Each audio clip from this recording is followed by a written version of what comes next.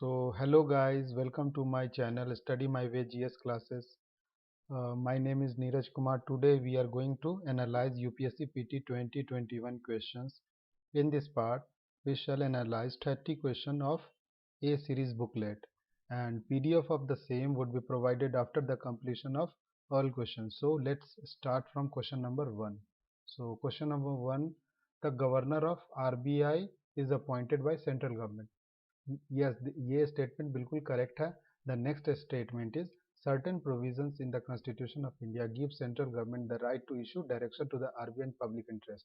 ऐसा constitution कोई power नहीं देता है, इसलिए ये क्वेश्चन स्टेटमेंट रॉन्ग हो गया. सो हमें यूपीएससी क्वेश्चंस में एलिमिनेशन मेथड से जाना चाहिए. तो अगर टू स्टेटमेंट यहाँ पे रॉन्ग है तो ये ए नंबर वाला रॉन्ग हो गया, ये रॉन्ग हो गया एंड ये रॉन्ग हो गया. तो अगर हम थर्ड स्टेटमेंट पे जाए नहीं भी तो भी हमारा यही स्टेटमेंट करेक्ट होगा. And we shall see these statements also. The governor of RBI draws his power from the RBI act. तो ये बिल्कुल सही है. One statement and three statement, ये दो स्टेटमेंट सही है और दूसरा वाला गलत है. So next question, with reference to casual workers employed in India, consider the following statements. So casual worker को लेकर हमारे क्वेश्चन पूछा गया है. All casual workers are entitled for employees provident fund coverage. ये बिल्कुल सही स्टेटमेंट है. The next statement is all casual workers are entitled for regular working hours and overtime payment. ये भी बात सही कि overtime payment आपको देना है, regular working hour भी आपको देना है.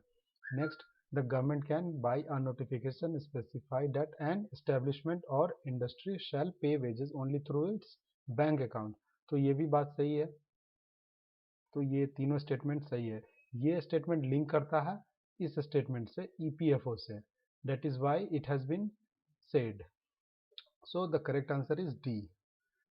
So third question is, which among the following steps is most likely to be taken at the time of an economic recession? Economic recession के टाइम में कौन से steps most likely गवर्नमेंट के द्वारा लिए जाते हैं? ये स्टेटमेंट है, cut in tax rate accompanied by increase in interest rate. तो ये statement, half of the statement is correct and the remaining half of the statement is wrong. Because अगर इंटरेस्ट रेट इंक्रीज होगा तो loan महंगे दरों पे मिलेंगे, तो ये स्टेटमेंट करेक्ट नहीं है. So wrong statement. Next statement है, increase in expenditure on public project. ये बात बिल्कुल सही है कि पब्लिक प्रोजेक्ट पे सरकार को अपना खर्चा को बढ़ाना चाहिए ताकि मार्केट में मनी का बूस्टअप हो. And the next statement is increase in tax rate accompanied by reduction in interest rate. अगर टैक्स रेट सरकार बढ़ा देगी तो लोगों के पास डिस्पोजेबल इनकम नहीं रहेगा, तो ये भी स्टेटमेंट गलत हो गया. The next statement is reduction of expenditure of public. ये तो बिल्कुल ही रॉन्ग हो गया. So correct answer is B, increase in expenditure on public project. Fourth question is consider the following statements. इसमें क्या, other things remain unchanged, market demand for a good might increase. अब ये मार्केट डिमांड गुड्स के ऊपर question पूछा गया है. तो क्या है, price of its substitute increases. अगर price of its substitute increase कर जाएगा तो मार्केट डिमांड के ऊपर कोई असर पड़ेगा या नहीं, ये हमें समझना है.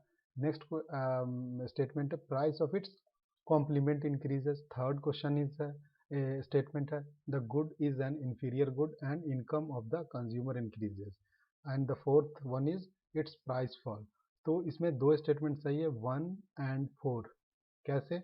सो अगर प्राइस फॉल करता है तो ऑब्वियस सी बात है डिमांड बढ़ जाएगा, और अगर प्राइस सब्सटीट्यूट के बढ़ते हैं तो उसके दाम भी बढ़ेंगे. ये दोनों स्टेटमेंट रॉन्ग है. कैसे?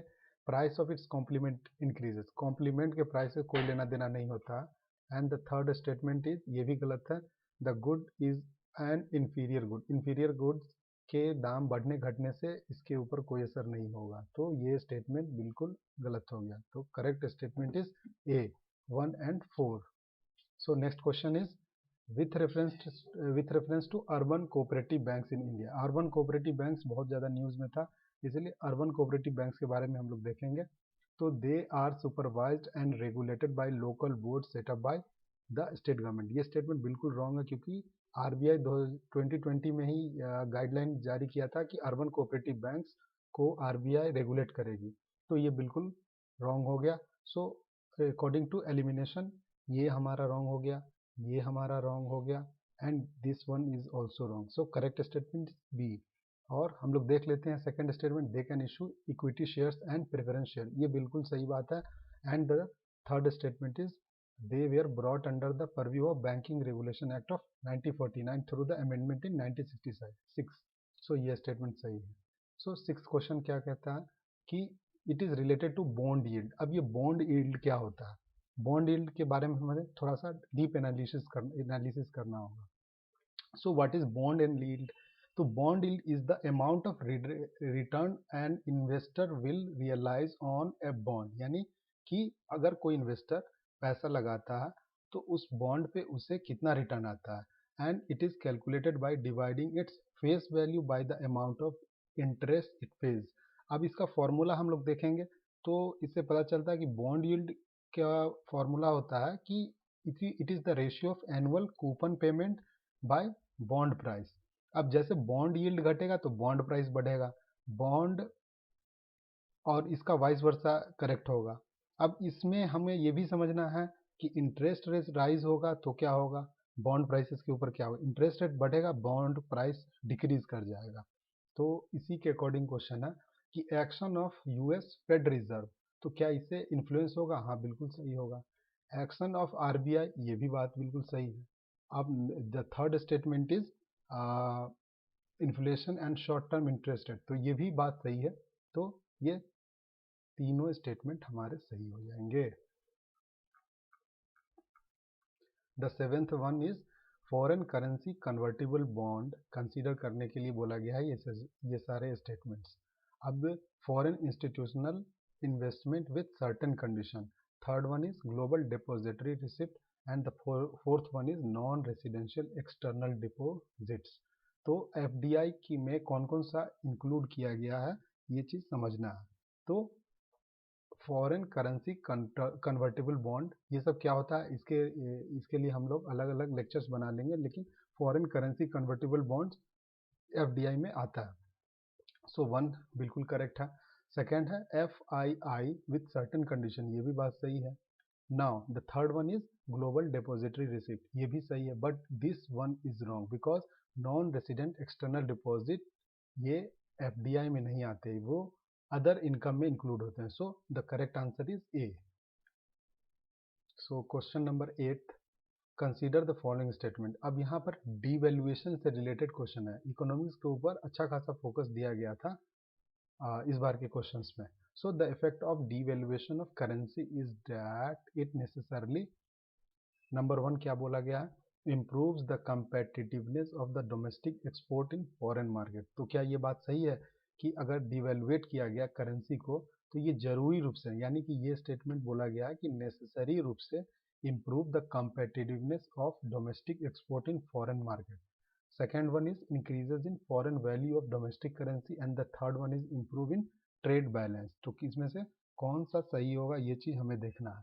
सिर्फ इसमें से यही करेक्ट है, क्योंकि डिवेल्युएट इसीलिए किया जाता है ताकि हमारा डोमेस्टिक एक्सपोर्ट को बढ़ावा मिले फॉरेन मार्केट्स में। ये बिल्कुल गलत बात है, ये गलत स्टेटमेंट है कि increase in foreign value of domestic currency, नहीं, और हमारा ये इंक्रीज नहीं बल्कि डिक्रीज हो जाता है, that is why it has been written. And next one is improves trade balance, तो ये ट्रेड बैलेंस से कोई लेना देना नहीं है, ऐसा कोई एब्सोल्यूट स्टेटमेंट सही नहीं है। तो the correct answer is A. Which one of the following affect the creation of black money. अब ये ब्लैक मनी के ऊपर क्वेश्चन था, ब्लैक मनी को लेकर बहुत सारे क्वेश्चंस भी एनालाइज हम लोग किए थे दूसरे सेक्शंस में। In India has been the main cause of worry to the government of India. अब तो ब्लैक मनी इंडिया में मेन कॉज ऑफ वरी है, तो इसके क्या मेन कॉज है, तो ये इकोनॉमिक सर्वे का क्वेश्चन है। इसमें सीधा इकोनॉमिक सर्वे ने ये पॉइंट किया है कि loss of revenue to the state exchequer due to tax evasion. तो स्टेट एक्सचेकर को बहुत ज़्यादा लॉस है टैक्स इवेजन के वजह से, और कैसे राउंड ट्रिपिंग के जरिए मनी को इधर से उधर किया जाता है ये हम लोगों ने देखा है। So the next one is which one of the following is likely to be most inflationary in its effect. अब ये इन्फ्लेशन से रिलेटेड क्वेश्चन पूछा गया कि इसमें इनमें से कौन से most inflationary in its effect है? तो इसके करेक्ट आंसर हो जाएंगे D, creation of new money to finance a budget. अगर न्यू मनी अगर लाया जाए बजटरी डेफिसिट के लिए तो ये इन्फ्लेशनरी के साइन होते हैं। तो हमें हमेशा क्या होता है कि नई न्यू मनी को नहीं इंट्रोड्यूस किया जाता है, उसी को घुमाया जाता है। इन्फ्लेशनरी ट्रेंड में न्यू मनी जब फाइनेंस किया जाता है बजट डेफिसिट के लिए।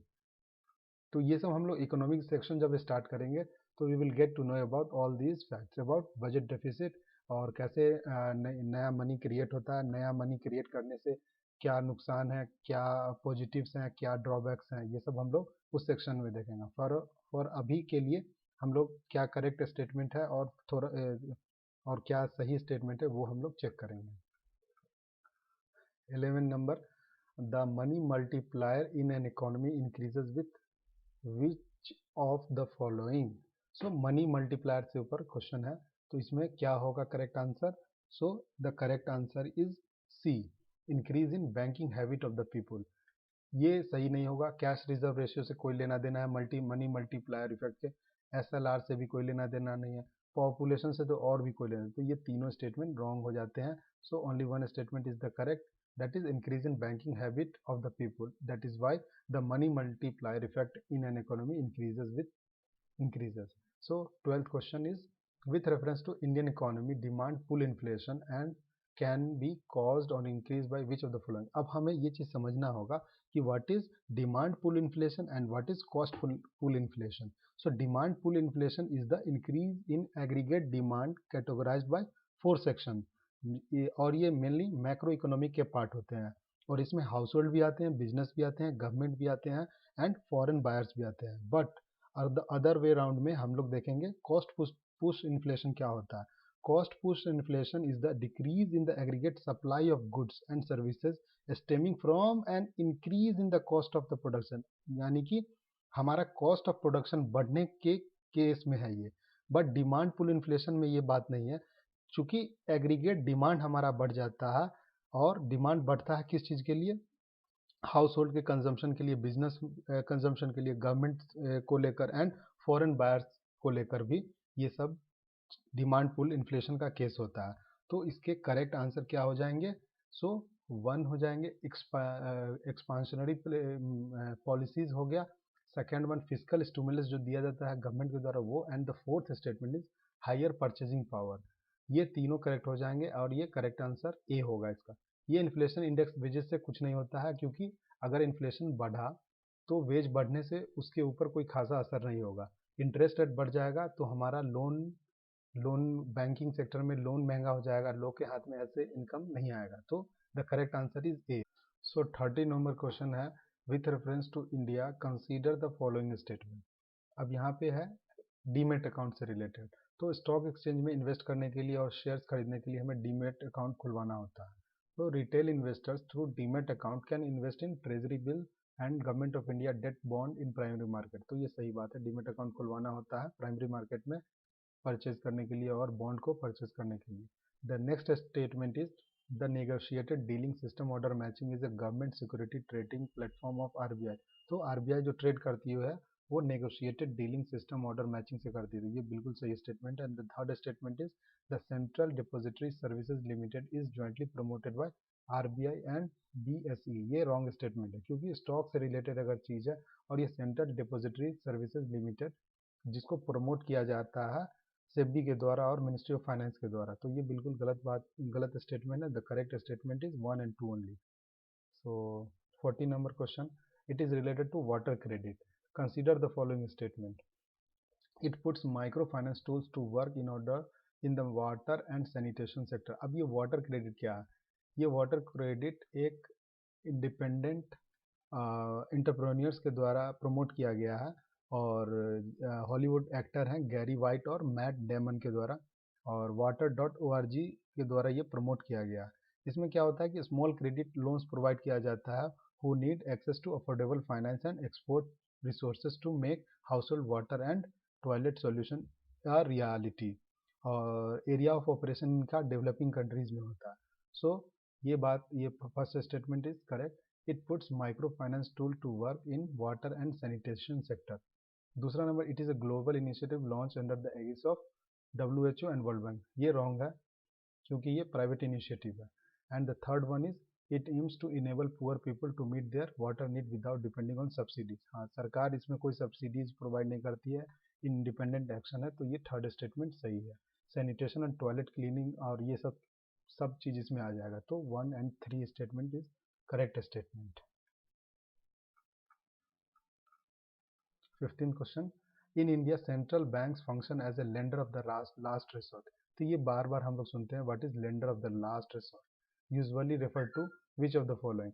तो first statement is lending to trade and industry bodies when they fail to borrow from other sources. नहीं, lending of the last resort इसको लेके नहीं है कि आप फेल कर गए बोरो करने के लिए अदर सोर्सेज के लिए।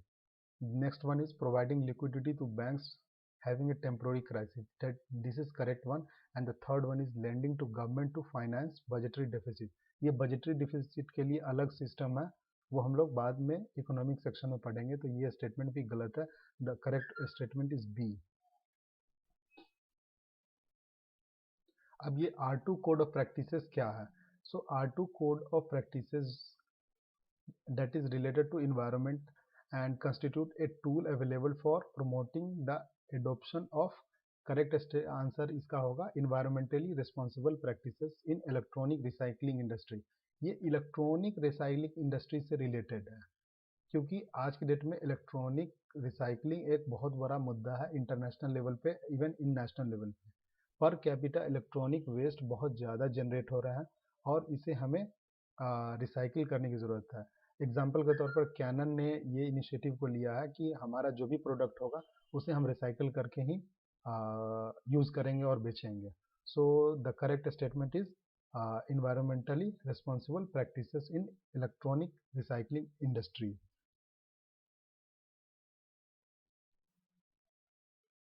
Why there is a concern about copper smelting plant?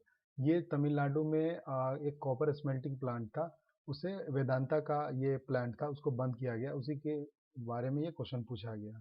So they may release lethal quantity of carbon monoxide into environment. See, अब ये स्टेटमेंट में यहाँ पर लीथल लिखा हुआ, lethal quantities.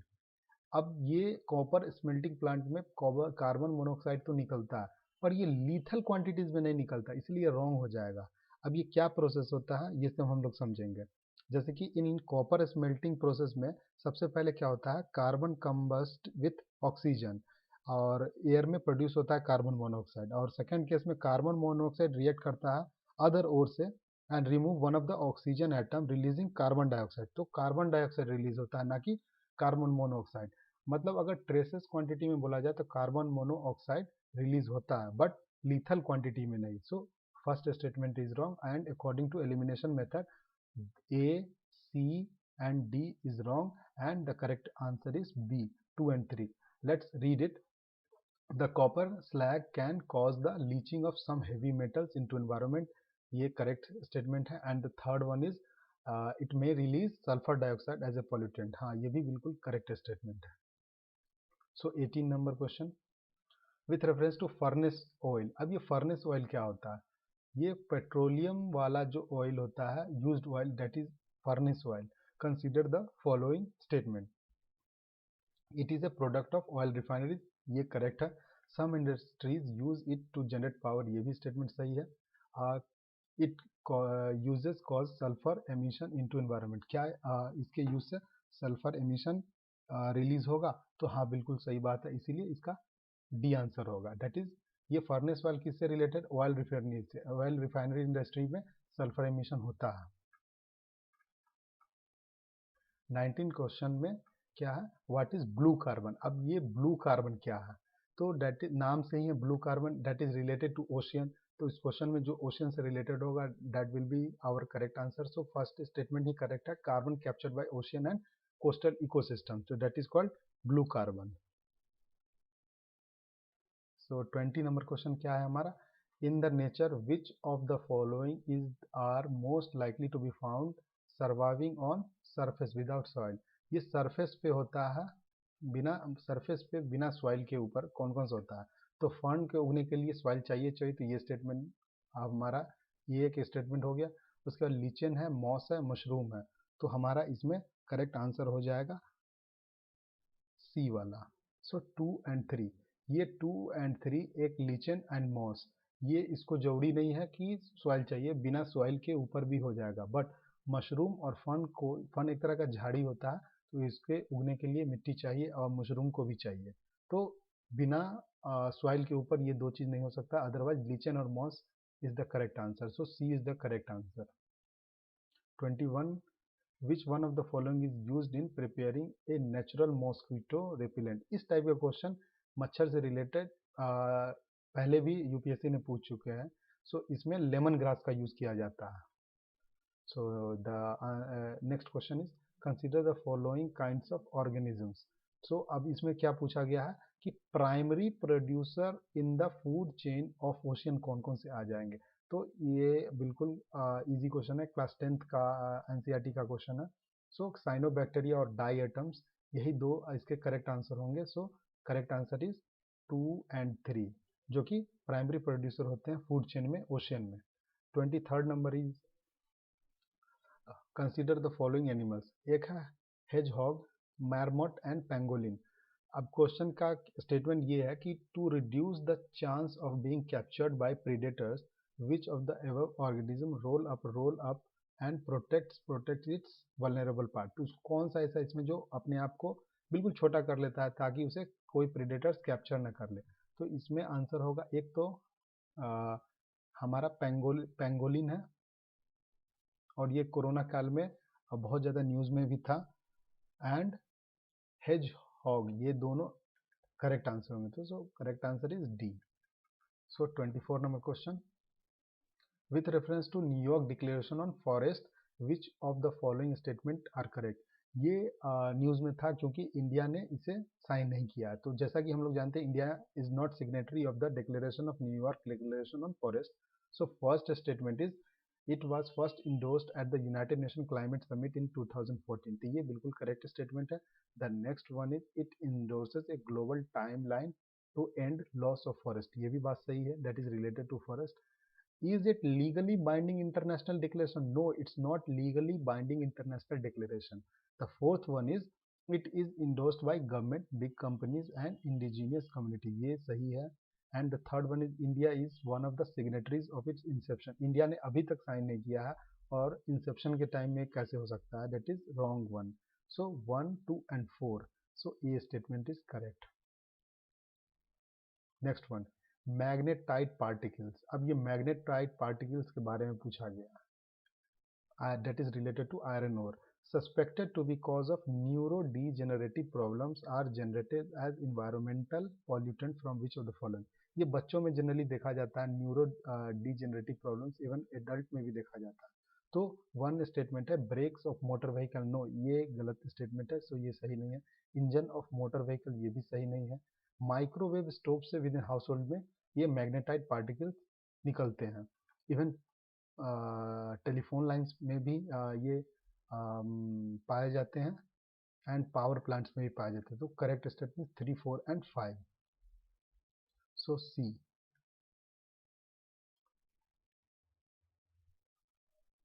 26 number, which one of the following is a filter feeder.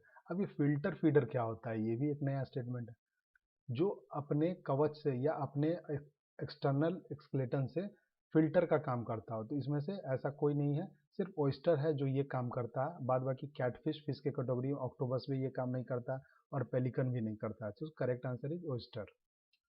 27 में, in case of which one of the following bio geochemical cycles the weathering of rock is the main source of release of nutrient to enter the cycle. ये direct बिल्कुल factual question है। तो इसमें phosphorus cycle में, biochemical cycle में क्या होता है, weathering of rock is the main source of release of nutrient into the cycle. तो फास्फोरस साइकिल में ये चीज होता है।